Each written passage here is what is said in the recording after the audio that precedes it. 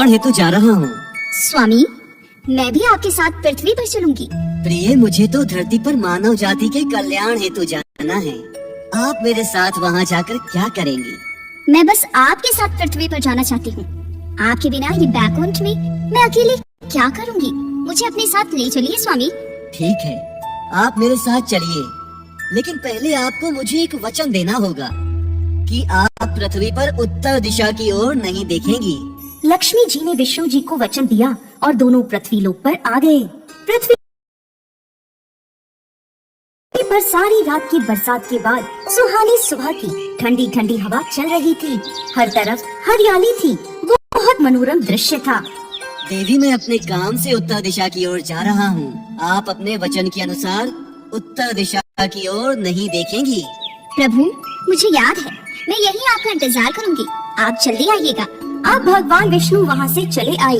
माता लक्ष्मी मनोरम दृश्य देखते हुए भगवान विष्णु से किया अपना वादा भूल गयी और उत्तर दिशा की ओर चलती हुई एक सुंदर सरसों के खेत में पहुँची और उस खेत से उन्होंने सरसों के कुछ फूल तोड़कर अपना श्रृंगार किया।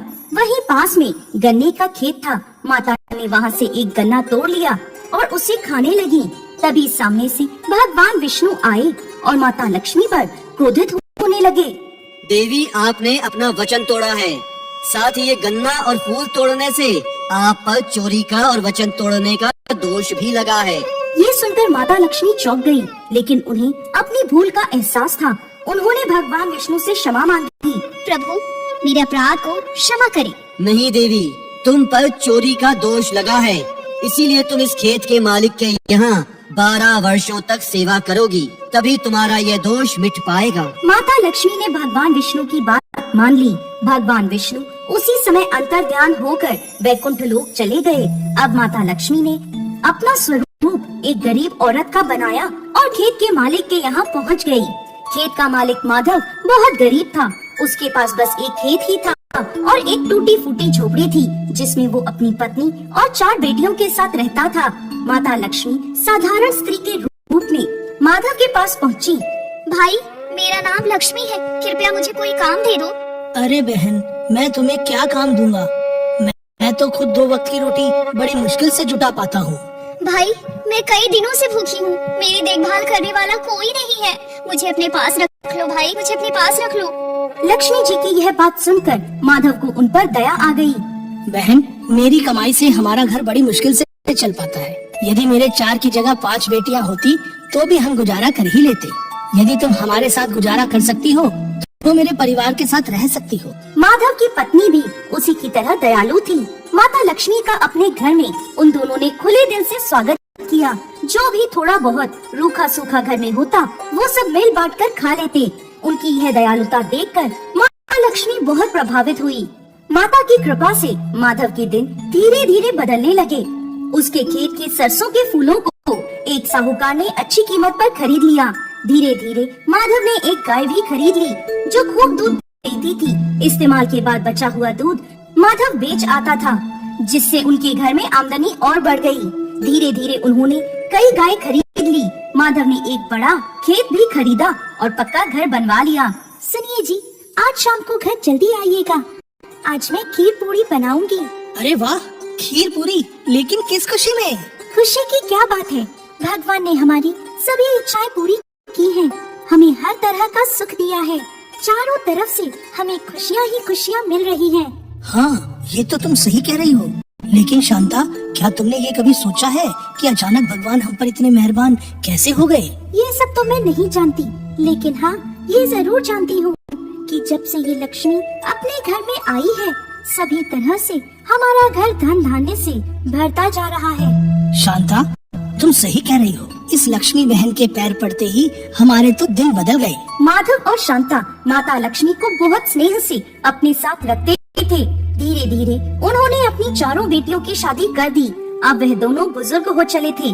12 वर्ष का समय भी पूरा होने आया, परंतु माता लक्ष्मी का स्वरूप बिल्कुल वैसा ही था जैसा वह माधव के घर में 12 वर्ष पहले आई थी। ये बात माधव और शांता को थोड़ी अजीब भी लगती थी। एक दिन जब माधव अपने खेतों से वापस घर आ रहा था, तब उसने देखा कि उसके घर के बाहर खूब गहने फूलों में सजी हुई लाल कपड़े पहने एक औरत खड़ी है। ये देखकर वो चौंक गया। पास आकर देखा तो वो पहचान गया कि ये तो लक्ष्मी है जो उसके घर में रह रही थी। तभी वहाँ भगवान श्री हरि विष्णु प्रकट हुए जो माँ लक्ष्मी को अपने साथ ले जाने आए थे। उन्हें देखते ही माधव हाथ जोड़कर भगवान विष्णु के आगे खड़ा हो गया। हे प्रभु, आप यहाँ मुझ गरीब के घर, मेरे तो भाग्य खुल गए प्रभु, भाग्य खुल गए। प्रिय माधव, मैं तुम्हारे घर में रह रही अपनी पत्नी लक्ष्मी को अपने साथ वापस वैकुंठ लोक में ले जाने आया हूँ। ऐसा कहकर भगवान विष्णु ने माधव को माता लक्ष्मी को मिली सजा की सारी बात बता दी। ये सुनकर माधव को बहुत दुख हुआ। हे माँ लक्ष्मी, मुझे क्षमा कर दीजिए माता, मैं नादान था, मैं आपको पहचान न सका माँ, मैं सजा का भागी हूँ। आपने मेरे घर पर जूठे बर्तन धोए, साफ सफाई करी माँ, मैं मूर्ख हूँ, आपको रूखी सूखी खिलाता रहा माँ, मुझे क्षमा कर दीजिए माँ, क्षमा कर दीजिए। नहीं माधव, यह सब लक्ष्मी का ही दोष था, जिसे मिटाने के लिए वह तुम्हारे घर में आई थी। तुम दुखी मत हो। जब माता लक्ष्मी भगवान विष्णु के साथ जाने लगी तब माधव उन्हें रोकने लगा। नहीं माँ लक्ष्मी, अब मैं आपको ऐसे ही यहाँ से जाने नहीं दूंगा माँ, मैंने पाप किया है, मैं उसका प्रायश्चित करूँगा माता, आप यहीं मेरे घर पर रहिए, मैं आपकी सेवा करूँगा माँ, आपकी पूजा करूँगा। नहीं माधव, अपने दोष को दूर करने के लिए ही लक्ष्मी तुम्हारे घर में रह रही थी। इनका स्वभाव तो वैसे भी चंचल ही है, यह एक जगह पर नहीं टिकती हैं।